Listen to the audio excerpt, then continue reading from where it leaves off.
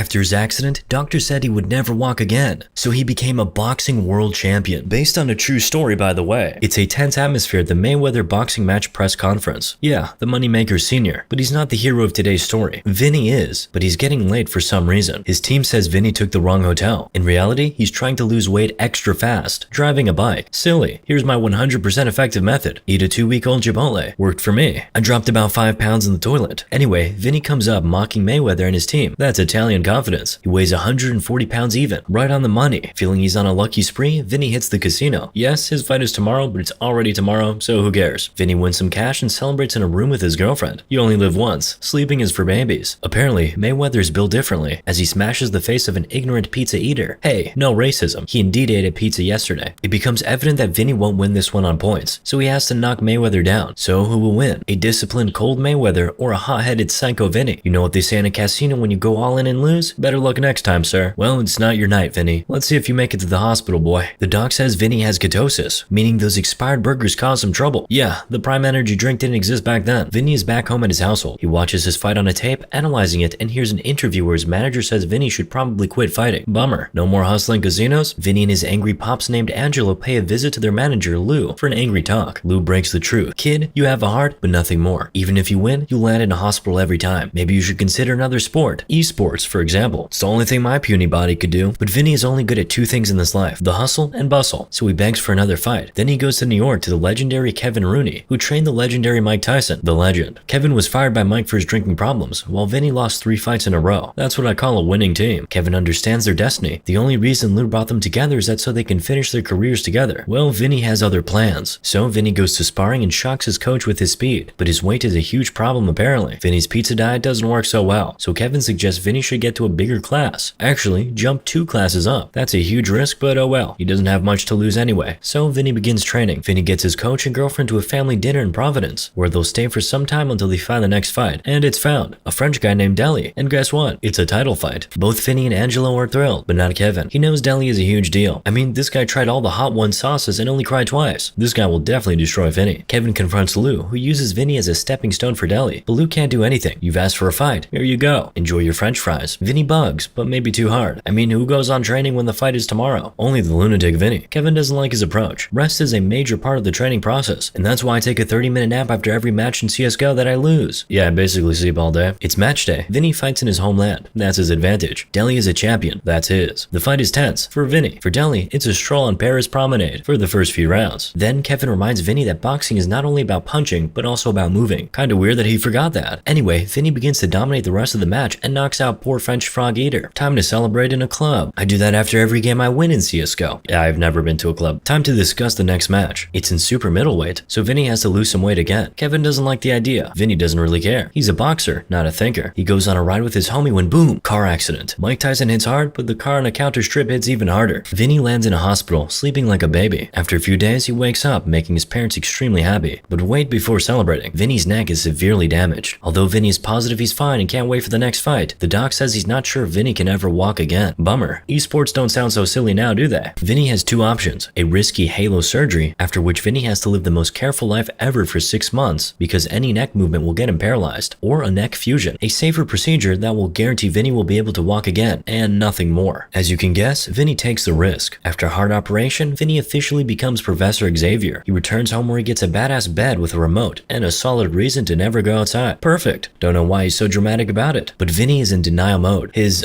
girlfriend is freaked out with his streamer setup. No clapping for you. So he goes to a club for some cheap love, but it doesn't make him happy. Time passes by and Vinny gets used to being Stephen Hawking's, but instead of studying some black holes, Vinny prefers chips and TV. Kevin pays a visit and says there's a place that makes Hawaiian pizza just across the street, so Vinny goes on a crusade. When they arrive, it's a surprise birthday party. Everyone is happy for Vinny that he's still alive, but not Vinny. Relatable, especially after Lou asking him to give up his title. Can a guy eat some birthday cake in peace? Anyways, Lou gives Vinny a check and leaves him with a doubt. Then Kevin with his annoying esports career. Dota isn't even cool anymore. Don't you guys understand that the only thing this man knows how to do is punch people in the face? The point is, all the pleasures in his life are now impossible with Metal Gear solidly holding his head in place. Sad that no one believes he will ever fight again. Vinny goes in a casino. Nothing heals your soul better than losing all your money in gambling. Just ask all those Twitch streamers. After a few hours, Vinny is broke as a rat, and a dealer gives him a ride home, while Kevin intentionally gets arrested for driving under the influence. If there's a rock bottom, they just hit it. At home, Vinny puts his gloves in a box. He tries to accept his fate, but darn it, man man loves buffing up. Even a broken neck can't stop him, so he goes for some bench press. Insanely bad idea. First, he tries it with some weight, then without it. He pulls the bar up for one time. A small step for a person, but a huge step for a person with a broken neck. Kevin comes over. He's not in jail, which is already a good day for him, but Vinny makes it worse, asking Kev to start training him again. Training what? But Vinny is deadly serious. Risking a pathetic X-Men life is nothing for him, especially after those last movies. But Kevin still has a life, the one without a driving license but with a happy drinking habit. So Vinny mocks Kev during a card game, making Kev angry, who starts drinking even more. The same night, Vinny wakes up at 3:30 and goes downstairs for his regular life-risking training routine. He finds Kev. Poor fella got too playful with the burning water, but he decided it's better to help Vinny kill himself rather than watching from the side. At the very least, Vinny's head will jiggle like a clown's head from a music box, which is hilarious. And so, the training begins. Vinny hits the weights like a monster. Now tell me why you skipped the gym today. Kev and Vinny have a wonderful time together, making the rest of the family wonder what the hell they are doing in the basement together. Well, someone has to be the boss of the gym. Unfortunately, one night Angelo spots the boys enjoying time together and throws Kevin out of the house. After a few months, it's time to remove the halo. Vinny never did substances in his life, so he has to do it without sedatives. Imagine someone unscrewing bolts out of your skull without painkillers. Yep, that's pretty painful. But life is painful, and Vinny knows that for sure. Slowly, Vinny gets back to regular gym sessions. Pretty soon, he's back to his normal life. Unfortunately, no one wants to fight him, too afraid to kill the optimistic fella. Kevin arranges a press conference to show the world Vinny in his perfect shape. But even in training, no one wants to have a sparring session with Vinny. Finally, a kid agrees to light sparring, but he doesn't throw punches at him. Vinny gets mad and taunts him, and gets punched in the face straight away. He takes it like a man. He's ready for a fight. Lou sees the press conference on TV and thinks the same. Plus, he sees a great opportunity to sell this fight for a big penny. Meanwhile, Vinny talks with his pops, who refuses to stand in his corner with him, too tired of seeing Vinny get hurt. Come on, Angelo, the worst thing to happen is your son dying. Lou pays a visit to Vinny and brings up the great news. The fight is scheduled. It's a title match for the super middleweight against Roberto Duran. What's even better? It's a $1.6 million paycheck, the biggest in his career. Whoa, that's like 1/10 of the money KSI earned clapping Logan Paul's cheeks. But times have obviously changed. Of course, Vinny agrees. And it's match day. Roberto Duran, 93 wins, 64 knockouts, 4-time world champion. Well, I'd say 1.6 million is probably worth wearing that halo again, but only if Vinny makes it out of the ring after 12 long rounds. It might not take too long. Vinny goes down in the first round but refuses to give up. The man struggles, but his heart is solid stone, just like Duran's fists. And the match continues. Vinny eats the punches but takes it like a man with a broken neck and no brains. But things get dramatic in the 6th round. Pops gets his heart beaten up worse than his son's face, and he begs Kevin to call it off, but Kev refuses. He reminds Vinny how he started from the basement with no strength to pull up his weenie, and now he's here, fighting the world champion. It works like a charm, and Vinny beats the hell out of Duran until the 12th round. And now we're in the final one, all in, just like Vinny loves it. With a destroyed face, Vinny goes into the final round. Things are pretty tough. Vinny is extremely tired, but so is Duran. At this moment, they're just eating punches. Unfortunately, no one got knocked down, so it's up for the judges to decide who won this one. And the winner is 2 points ahead. The world super middleweight champion? It's your boy Vinny. Can you believe it? After doctors say he doesn't have a chance to walk again, Vinny becomes the world champion. Based on a true story, by the way. Moral of the story? Just be yourself.